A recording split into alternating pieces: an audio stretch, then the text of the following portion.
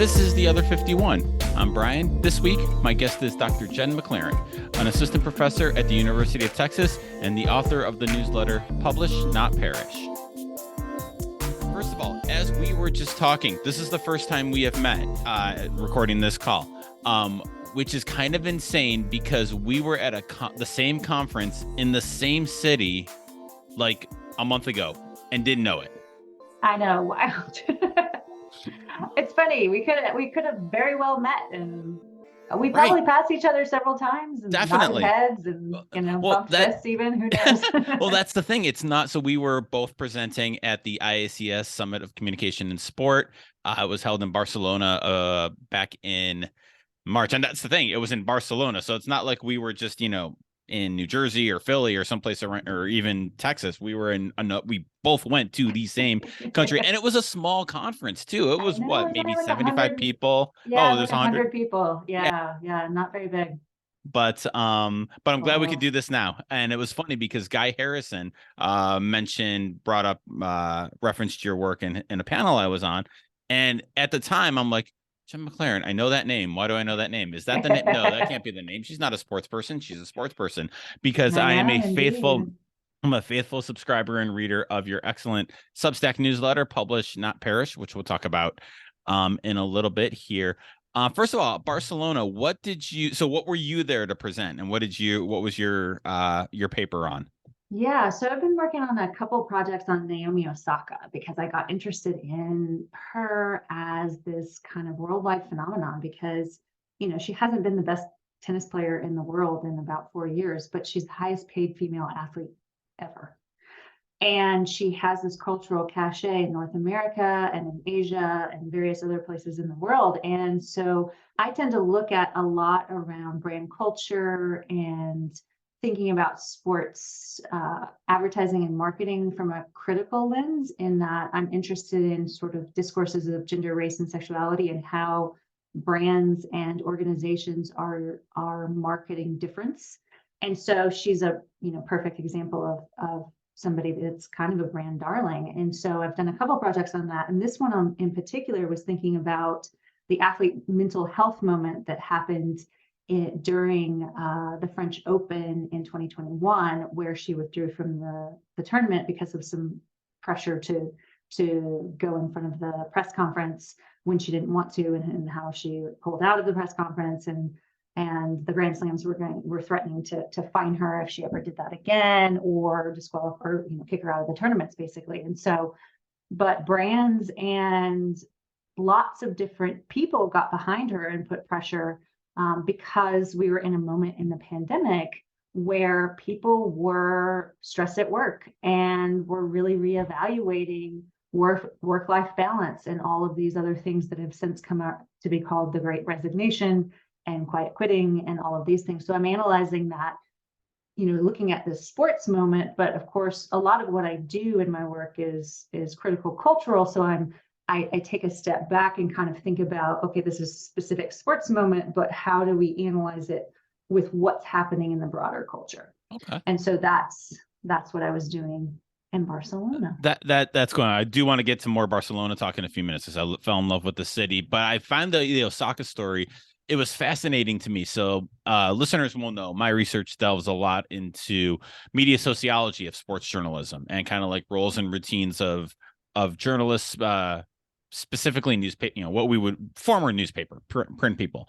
And like, that was such a it's weird, because it felt like at the time, I remember it feeling like such a watershed moment when she says, I'm not doing the press conferences for my mental health, not for, a very kind of proactive response like that. And you're right. It was at a time, it was during the pandemic. It was on the right around a lot of the Black Lives Matter marches, right around a lot of the AAIP, the rising crime against the AAIP population. And it really felt like a moment, but it was interesting. I did a piece for the Global Sport Matters last year about this. And what was interesting was that it didn't really, like, at the time, it felt like, oh my God, this is going to like totally revolutionize the player press. This is it. This is the watershed access moment. And it turned out really not to be. And from talking to people about it, is it was more like this was very clearly Naomi Osaka was having, was dealing with mental health issues, struggles on her own.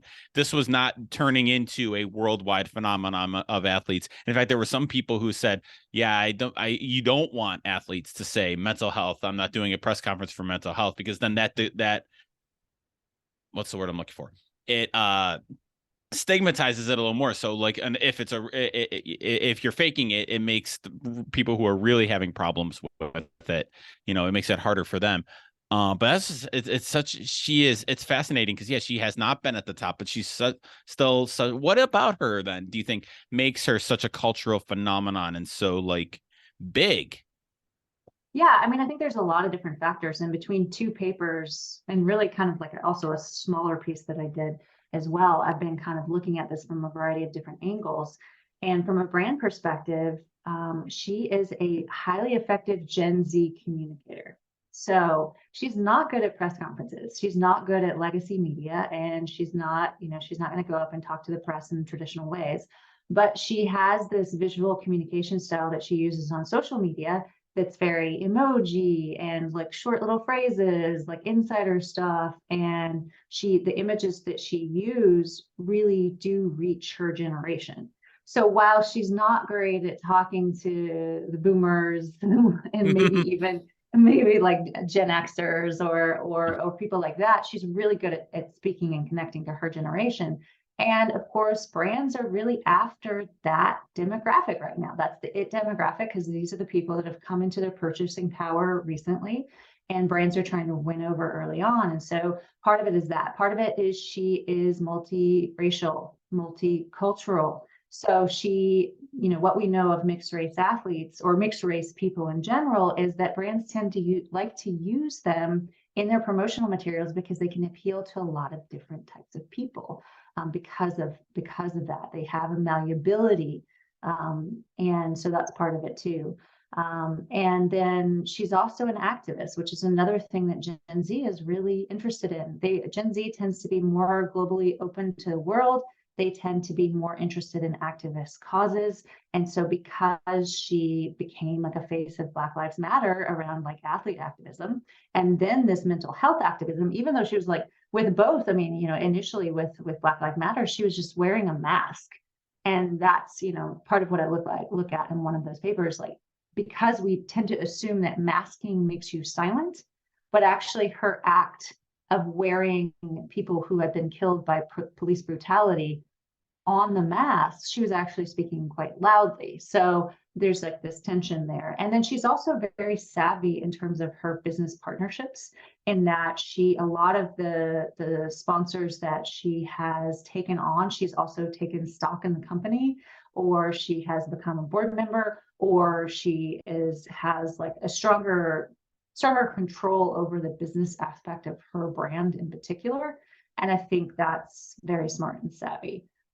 And so there's a lot of different reasons I think that she's become such a phenomenon. And I don't know, I'm interested to see how long it lasts. She's not going to be playing tennis this year because she's going to have a baby. So I'm curious to see what happens. Is she going to continue to be this brand even detached from tennis? Or, is she going to come back onto the tennis scene? And I don't know. I mean, she's kind of a fascinating person in that way. So I can't let go of the paper and the whole conference thing without asking you, what was the best thing you ate in Barcelona? Oh, wow. That's a great question. I mean, I went to like tapas bars every night because I can't bring myself to like actually eat like a huge thing of paella at 10 o'clock or 11 o'clock at night, which is Yeah, what that most doesn't end Spaniards well. do. Yeah, it doesn't end So well. No. pretty much every night I was like eating at 7, and pretty much the only things that are really like going then are the tapas bars. So I Mhm. had a lot of I just kind of looked on Google and just found the places that were like 4.8 and above, and I had some pretty amazing tapas, and like table wine is so cheap Oh my God. and so good. And so good. The first time we were there, so I went, my wife and our daughter, who's 12, came on the trip. And so we're walking around and we Nice. find just a random tapas bar in the Gothic Quarter. And we start doing the thing and we get table wine. And I'm not a wine drinker, but I'm like, when in Spain, like $3 a glass, and it was spectacular wine. I So know. great. I know. It's amazing. Yeah. I mean, I love that about, I mean, lots of places in Europe are like that too, but it's, you don't expect like, I won't name a bottle of wine here in the United States that's table wine because I might offend some of your listeners. But there are some brands where I look and I'm like, oh, that's the table wine. Oh God, no, give me the expensive thing. You just don't have to do that in Spain. It doesn't matter No, what it doesn't matter what the label is. It doesn't no, matter that it's like €2 or €3. It's no. gonna I be know it's great. so good. It's so good. It's so good. So I'm curious. Um, I've gotten to know your work obviously through your newsletter, Publish Not Perish. We'll have the link to subscribe in the show notes. It is fantastic. I love it so much. I forgot how it Thank got on you. my radar, but I read it every week. It is so fantastic. So I'm curious where the idea, so for those of you who haven't read it yet, first of all, subscribe. But it is a weekly therapy session for us, for academic writers, right? It's kind of like, if you're in the academy, there's good writing advice and like productivity advice and organization advice if you're not a professor too. It's kind of geared toward our racket, but it's not. So where did the idea come from? How and why did you start this thing? Yeah, I realized sort of at the end of my grad career, and then once I started at UT or University of Texas, where I am now as a lecturer, and then I became an assistant professor. And part of the thing that I really enjoyed was helping make the academy transparent because there's so much about our jobs, there's so much about research writing and publication and navigating the system that is just, there's no manual on it. There's no, and you have to get it from your mentors.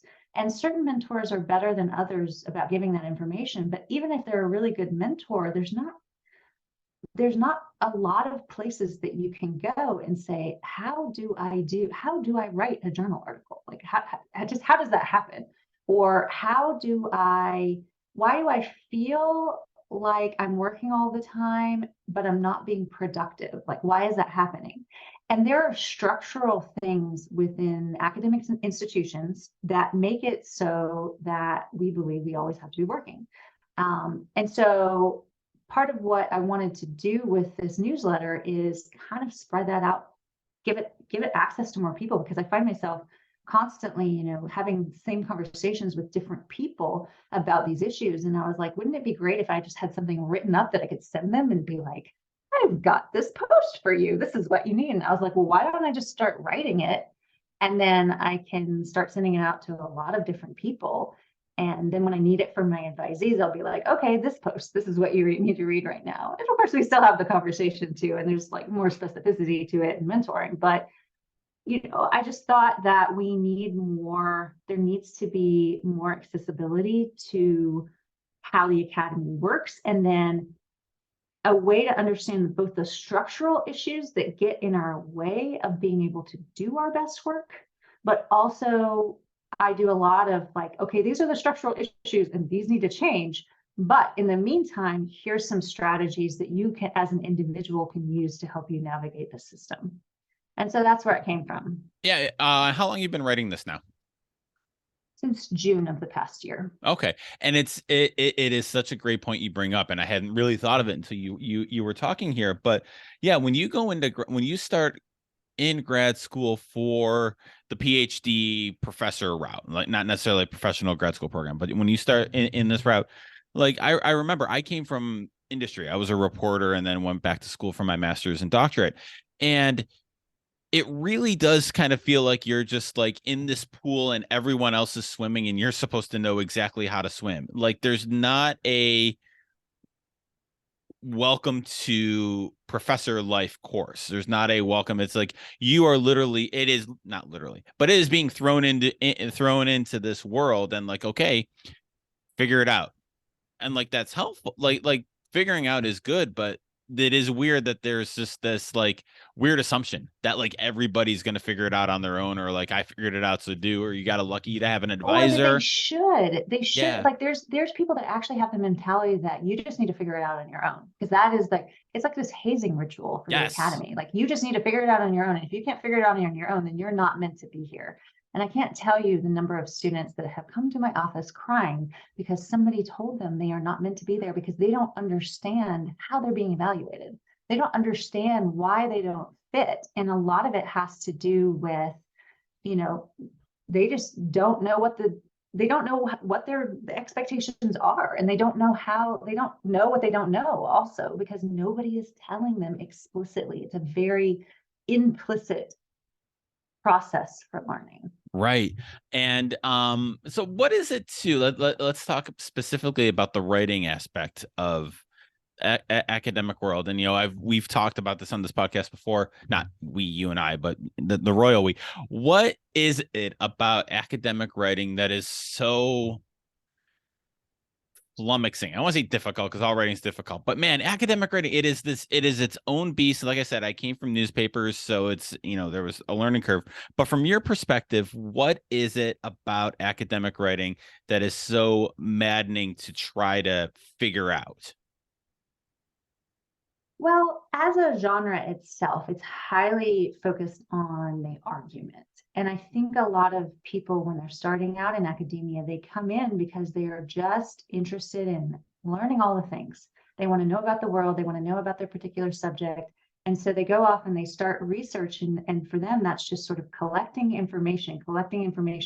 And then their first instinct to write is to just display all that information. Look at all these cool things that I found. And I actually have a post about this, about the detective phase of research, because that is when you go in and you're just collecting all of these cool things about your topic. And you're like, wow, guys, look at this. And you want to tell people about it. Well, instantly, the first thing you have to do if you're going to create a journal article, or if you're going to, submit to a book collection, or if you're going to write a book or a dissertation, is that you have to figure out what you're going to argue about that particular phenomenon. So you have to turn into a lawyer. And I think a lot of times people come into the academy not really realizing that that's the essence of academic writing, is that you have to be able to stake a claim. And it's difficult because also at the same time, you're kind of being beat down by the system. You're constantly, getting the red pen treatment. So you feel like, oh, maybe I'm not as good of a writer. Maybe I'm not as good at this. Oh, and I have to like stick my neck out and actually create an argument. If I create an argument, then people are going to pick it apart, and you're like afraid to actually put it out there. And so there's a way that things like imposter syndrome and perfectionism can bar us from being able to take the step into the argument. So then, but if you don't make an argument, that's one of the number one reasons why journal articles get rejected, is because that people haven't yet made an argument, because an argument is a scary thing to do. Some people don't know how, or that they need to do it, because nobody has ever actually taught them how to create a sophisticated argument like that. Whereas, like, some of the other reasons is maybe they do actually know how, but they're really hesitant to do so because they know that it's going to get picked apart. Because that's the nature of academic, writing through a peer review process. Is, as a peer reviewer, if you never give people constructive criticism, the journal is going to kick you out as a peer reviewer. You have to, no matter what, you have to be able to give that criticism. And then part of the problem with that is, you might be sent out to 2 reviewers, and some reviewers are very, some reviewers are great, and some like really just want, you to write the paper that they would have written. And you get bogged down in the process because the reviewer might be slow, or they want you to write a different paper, or they don't have the expertise that they actually need to be able to read your article. And so then that gets really frustrating. So to actually like put it through the publication process takes so long, takes so many revisions, then it just gets really frustrating. Well, and I was thinking about this too. The stakes of each article that you write in academia are so big, not Yeah. just in terms of like the body of knowledge and the argument, but like you are even at like I teach at St. Bonaventure, so it's a teaching institution, not a research one. It's not a publish or perish type institution, right? But and I've been at another teaching school as well, but like your the success, if your article is successful, whether it's successful or not will determine whether or not you keep your job, whether or Yeah. not you get tenure, which is, and so it's a very, I feel like for me, that was always a hesitancy in writing because of that pressure on it. When I was covering baseball, game 43 of 144 game season, if nothing happens, all right, I write 17 inches. This can be okay. It doesn't have to Yeah. be. But every time you sit down to write a journal article or a book chapter or something like that, now all of a sudden it's like this could my professional future, it rests on this article, and that is terrifying. It is terrifying. And think about too, I remember when I was in grad school, I was, trying to pass the various metrics that I needed to do to get the degree, like comprehensive exams and writing my dissertation and all of that. But I knew the whole time I needed to be publishing in order to get the job. So there's so many, because the jobs are so scarce in the first place, you have so many PhD students that who now, 20 and 30 years ago, nobody worried about publishing while they were in their PhD program. All they had to do was write the PhD and then they would get a job afterwards. And now it's like, if I want to stay in this profession, and a lot of people entering, do want to do that, especially in our fields, and then they, are trying to get a job. Maybe they graduate and they're adjuncting or they're taking visiting positions, things like that. They all know that they have to be publishing on top of that. So on top of like doing a full-time job, looking for a job, which is a full-time job, and trying to publish on top of that, like that's so much pressure on, and the system is inherently slow. So even if you get something in the publication pipeline, it's going to take, I have something that was accepted in February 2022. It's coming out in March 2024. Jeez. So I mean, full congratulations, but 2 years, full 2 years. And the publisher had written me because they have an open access version, which is what I originally wanted to be in, because if it's open access, then more people can read it. So I wanted to be in that one, but that wouldn't have come out until September 2024.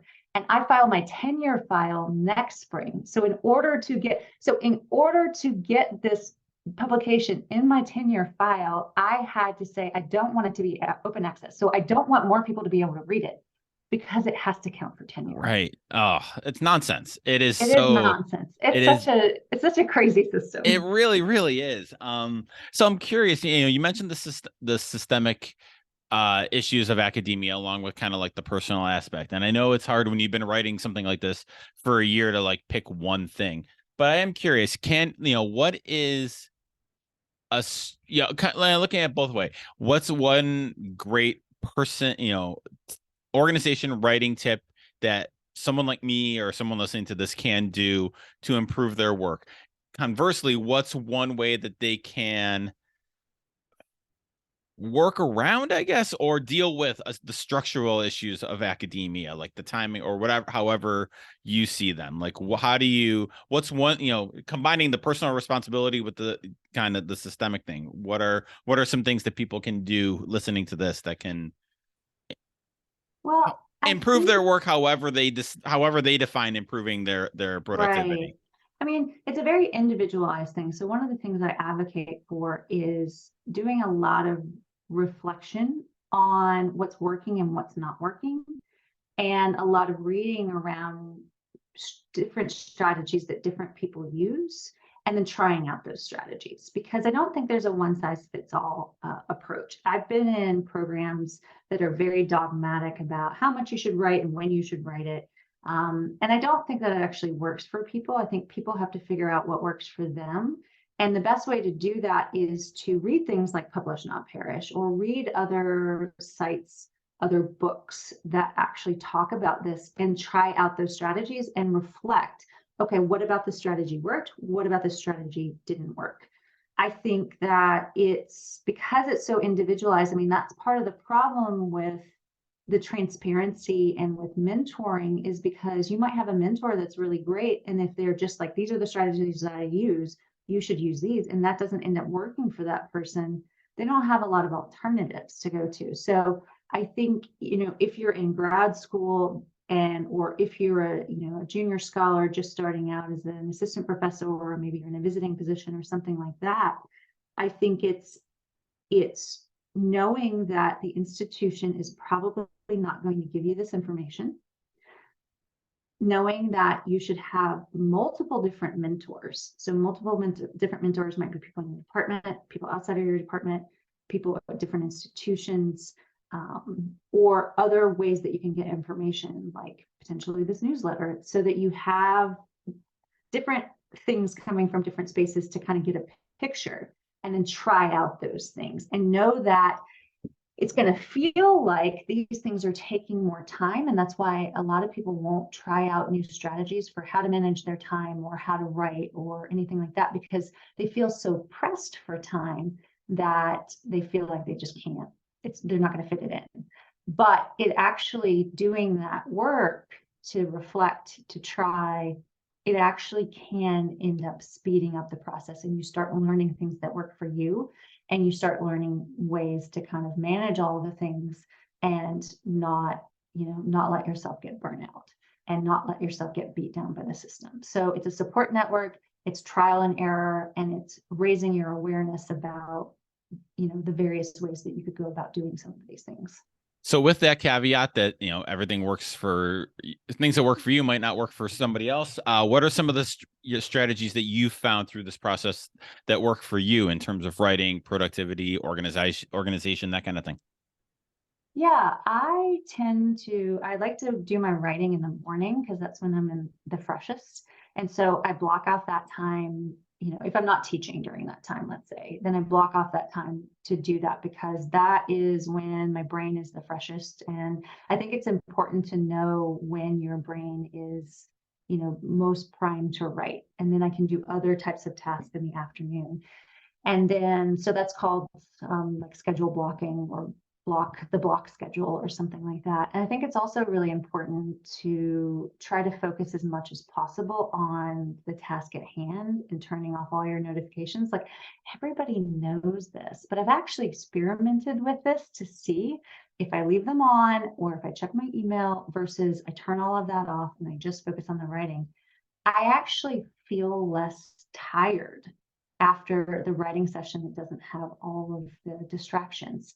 And there's science behind that, because every time you take your mind off of one task and then open another task or do another task, it actually drains your energy levels. So if you can block your tasks in different parts of the day, then you can end your day without feeling like you're totally exhausted. And I think it's important to kind of think about where in your schedule you can find focus time. For some of us, it's like, if you have multiple different classes that you're teaching and you're bouncing around, then you have to think creatively about, when in my week can I, have this time. I try not to schedule things on Fridays, for example, so that I can kind of just do things that are more introverted. And I have my meetings throughout the rest of the week. Not everybody can do that depending on their schedules, but that works for me. Yeah, and the newsletter is on Substack. What are you thinking of Substack these days? What have you tried out? Notes? It just got unveiled this week as we're recording this. So have you tried that out yet? I haven't tried out Notes yet, but I'm very curious about it. I mean, I think the thing I really like about Substack right now, and who knows how long it's going to stay this way, but it's just a nice community of people. I find it to be far less contentious. I find it to be a lot more, the conversations that you can have are much more generative. And so, I mean, it's probably not true for like all Substacks. I mean, I'm sure there's, collections of people that don't always operate that way, but it's been that way for me. That's been my experience. And so I'm hoping that they can keep that. And so with this notes function, I mean, they're giving us essentially a social media option through the Substack. And I haven't tried it myself yet, but I'm curious to see how it goes. But I don't know if you noticed this, Substack links started not working from Twitter Oh as yeah. soon as they unveiled it. And I was like, well, Twitter, let me tell you, if I have to choose between Substack and Twitter, I'm going to choose Substack Every day because of the week and twice on Sunday. every day of the week. What do you think about it? So I love Substack as a platform. Like I have my newsletter on there. Kind of started moving away from the standalone blog to Substack because it's easier to reach people. You're not relying on social media to get people to get eyeballs on your stuff, right? You know, and Twitter's notoriously bad at generating traffic for links and for news stories and that. And I'm really excited about Notes because I feel like it's the first of the Twitter alternatives that have kind of bubbled up since Elon took over. Like I tried Mastodon and I think I have an account, but none of them seem, I don't know. They didn't take for me for whatever reason. And I think what's nice about Substack and the notes is it feels like that there's already a community there, Yeah, and it's, I think so too. yeah, and that network effect kind of takes in, right? Like in Mastodon, it was a lot of, okay, the early adopters who are the first that are there are already there, but like I have the group of newsletters and people that I read regularly, and Yeah, they're on there, and it just, I don't know, it feels like the most promising. You know, my friend Jeremy Littau, who teaches at Lehigh, he writes a lot about network effect, and he said this is a lot like the old blog networks of like the yeah. early 2000s, kind of bringing that back. And I don't know, I'm interested to see where it goes. You know, putting my faith in one publishing company is never fun because Yeah. they you know, once that goes, or if that goes wrong, or if they go wrong, I don't know, it's one Or of if they those. sell it to some, rich mogul. Yeah, exactly. But they seem to be, I don't know. I like their approach. As to say, I Yeah, I like like their ethos. I like yeah, what they're trying to do. And I'm also like you, I'm skeptical only because, these things are ephemeral. We know platforms are ephemeral. Who knows how long it's going to stick around in its current form. But right now I'm really enjoying it. And I think you're right about the notes. It feels like it's the difference between, going to a new social media platform is like going to a new party and not knowing anybody there right. versus going to a party and knowing, oh, there's such and such, and oh yeah, I Yeah. know that person. And it's so I think that there's a lot of potential for people Yeah. to get excited about notes, but Yeah. we'll see. Yeah. We'll see. So I ask everybody I have on the show this, so I'll ask you, what's the best thing you've read lately? Oh, good question. Let's see. What have I been reading? I mean, most of it's been academic stuff. I'm looking over here at my stack of books that I've been reading. So I just read Lori Lopez's Micromedia Industries, Okay. which is fascinating because she's basically looking at Hmong media in the diaspora, and she's looking at how this group of people all over the world have created these really small media industries. So that's what she's talking about with micromedia industries. So that they have their own papers and they have their own they have this conference telephone, like call in, like it's kind of like a radio show, but they're using like conference platforming. I don't know, it's just really interesting because I have an interest in thinking about how sports media, in particular women's sports media, has evolved because a lot of fan labor to kind of circulate content when mainstream media wasn't circulating it. So this book in particular is really helpful in sort of helping me think through that process. And again, it's called Micromedia Industries, Hmong American Media Innovation in the Diaspora by Lori Keto Lopez, That sounds who's awesome. fantastic. That sounds Mhm. awesome. So I'll throw out a note. I've been rereading The Boys on the Bus by Timothy Krause, the Mm, classic book about Timothy Krause was a Rolling Stone reporter who joined the presidential campaigns. I think it was 72. It was either 68 or 72. And kind of wrote it from that gonzo perspective that was popular, you know, the Hunter S. Thompson value. And it's such a formational piece in media sociology. It's not an academic work, it's a popular press work, but it kind of formatted, as a lot of a lot of the one of the formational texts, and kicking around future research ideas. I wanted to give that a spin. nice. And my God, that is such a fun book. That era is such a fun. Those Yeah. writers were so fun to Hmm. read. So, Yeah, for real, for real. all right. Awesome. All right, Jen, where can people find more about you and about your newsletter? Sure.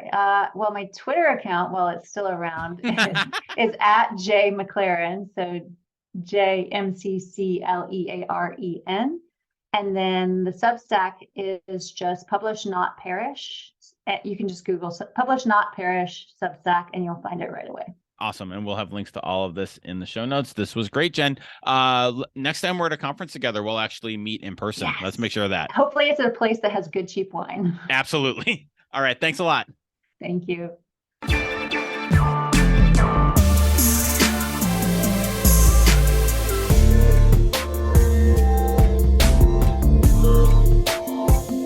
Thanks for listening to The Other 51. Show notes for this and all of our episodes can be found at sportsmediaguide.com by clicking on the Other 51 tab.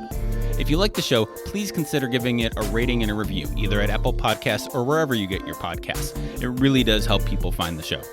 Our theme music is by Ellie Moritz.